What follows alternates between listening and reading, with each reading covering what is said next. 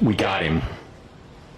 On the evening of September 11th, a family member of Tyler Robinson reached out to a family friend who contacted the Washington County Sheriff's Office with information that Robinson had confessed to them or implied that he had committed the incident.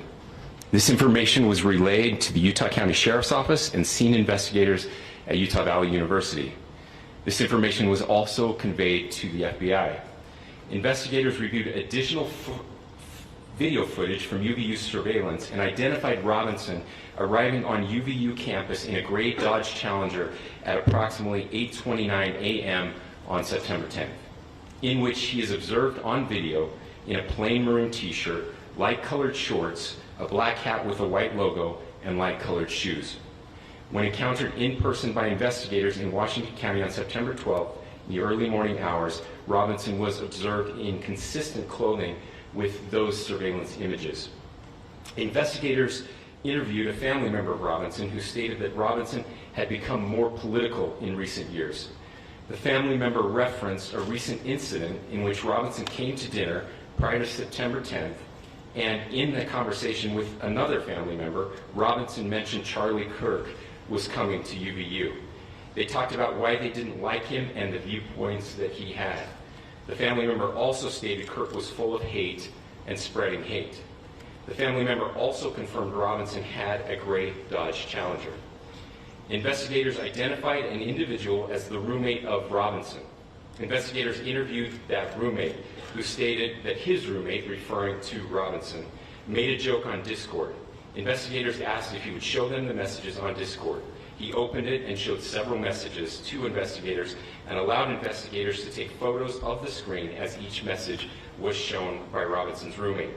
These photos consisted of various messages, including content of messages between the phone contact named Tyler with an emoji icon and Robinson's roommate's device.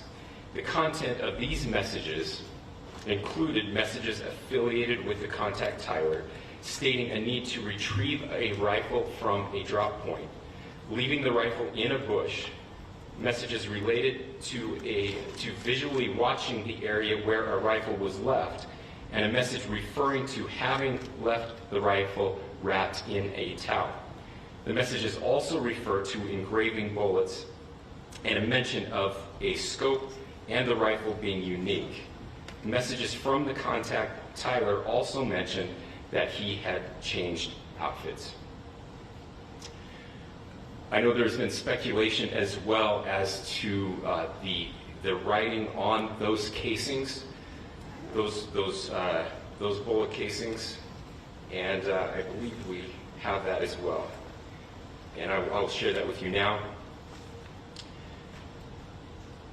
So the area north of Campus Drive Road where the suspect crossed over, you saw some of that in the video that we released last night, consists of a grassy area with trees on the edge of the UVU campus. Investigators discovered a bolt-action rifle wrapped in a dark-colored towel. The rifle was determined to be a Mauser Model 98 30-06 caliber bolt-action rifle. The rifle had a scope mounted on top of it. Investigators noted inscriptions that had been engraved on casings found with the rifle. Inscriptions on a fired casing read, "Notices, bulges, capital O-W-O, what's this, question mark." Inscriptions on the 3 unfired casings read, "Hey fascist, exclamation point, catch, exclamation point."